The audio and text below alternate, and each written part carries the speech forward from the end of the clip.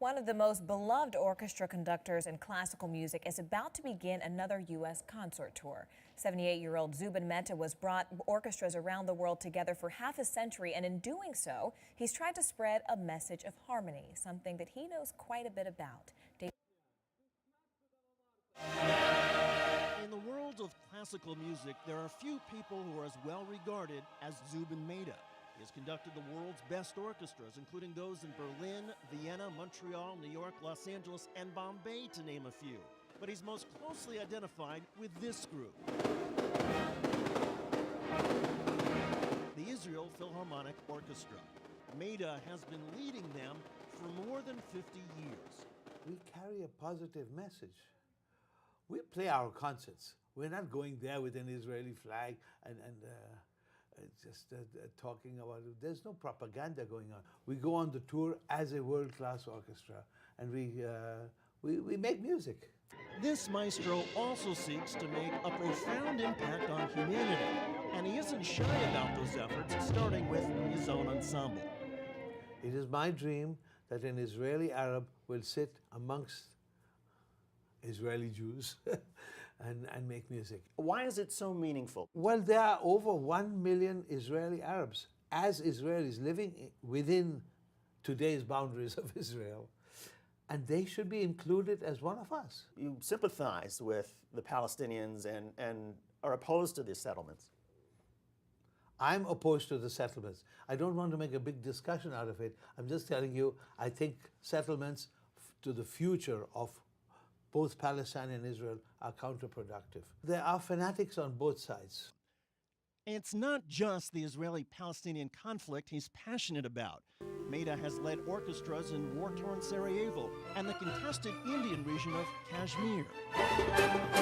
There's something about you and conflict that seems to sort of draw each other. What is that? Well, we must never stop using our art to help people, to bring people together.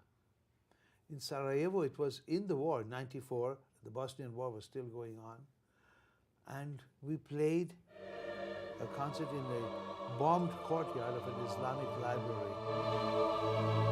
One of the first things that the Serbs bombed was the House of Books. In Kashmir, it was my lifelong dream to have Muslims and Hindus in my country sit together and listen to music. I didn't change the history of Kashmir from the end of that concert, but they sat together and they heard Beethoven and Tchaikovsky. And I think they went away with a smile on their face. There was some remnant of peace in their hearts, I'm sure. For Mehta, music diplomacy never stops, and the healing power it brings inspires him. The first time we played in Berlin after the war, 1971. And the Germans were really with tears in their eyes, especially at the end of the concert when we played the Israeli anthem. And what was that like for you and for the members of the orchestra? Well, I was, I'm neither Jewish nor Israeli nor German. I was proud and honored to be part of this. It was an occasion that nobody will forget. Mehta grew up in Bombay, India, studied in Vienna, and was conducting the Los Angeles Philharmonic at age 25. He was a virtuoso in guiding music, but a novice in leading people. There were great musicians sitting in front of me. I was not conscious in those days about their innermost feelings. And I insulted them, even during a performance, by making negative gestures that I didn't like what they just did. And the poor man or woman was destroyed for the rest of the concert. He or she couldn't make music anymore. Mehta's first opportunity to lead the Israel Philharmonic came in 1961. I got a call that a very venerable conductor, Eugene Ormandy, was ill, and they had nobody, and I went there. Now, it's very important to note that every conductor gets a first chance. If I went there to help them out and nothing musically important happened between us, they would have said thank you very much, and I would never see them again. But they invited me the second time, and then the third time, etc., etc. Therefore started this incredible friendship with me and the Israel Philharmonic and Israel. A friendship, and as he also calls it, a marriage. It's too long. He's playing already. like any other, with the occasional misunderstandings. Ups and downs with Israelis is a matter of daily discussion. Yeah, we are a family. Years ago, Mehta asked his orchestra, including Holocaust survivors, to play a well-known musical work by Wagner, Adolf Hitler's favorite German composer. You tried in the past with good intentions to try to get the Israeli Philharmonic to play it. It didn't work out. You didn't play it. Would you ever try again? We will, but we have to have patience. There are still quite a few people with tattooed numbers on their arms. They are revered saints in Israel. We have to respect them. And it's not that they hate the music of Wagner, but music transports them back to the time of terror.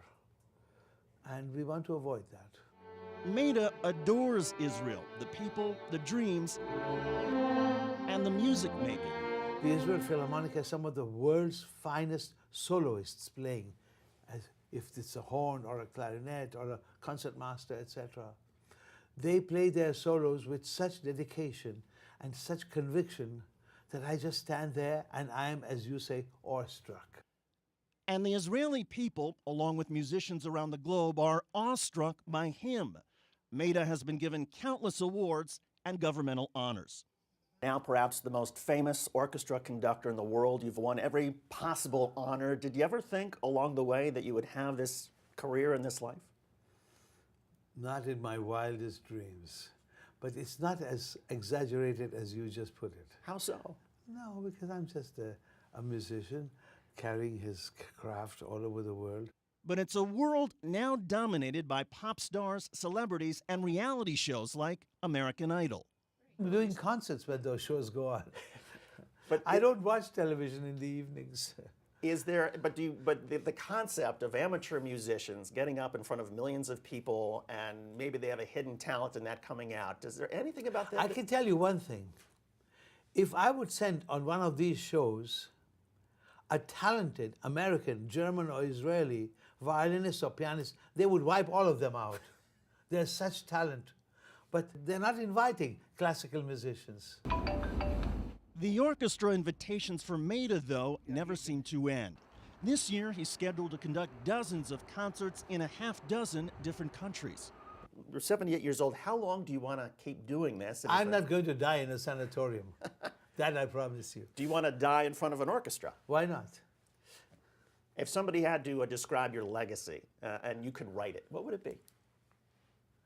That I try to be as honest a musician, that I tried with the music to bring people together, and that I spent as much time with my family as I possibly could, which was never enough. That might be because his family extends to countless musicians and orchestras across the globe. And ever the optimist, Mehta plans on seeing all of them again soon. David Shuster, Al Jazeera, New York. The orchestra kicked off its tour last night in Ann Arbor, Michigan, and tomorrow night they perform in Chicago. That will do it for this edition of Al Jazeera America. I'm Morgan Radford. We leave you now this morning with more music from renowned orchestra director Zubin Mehta.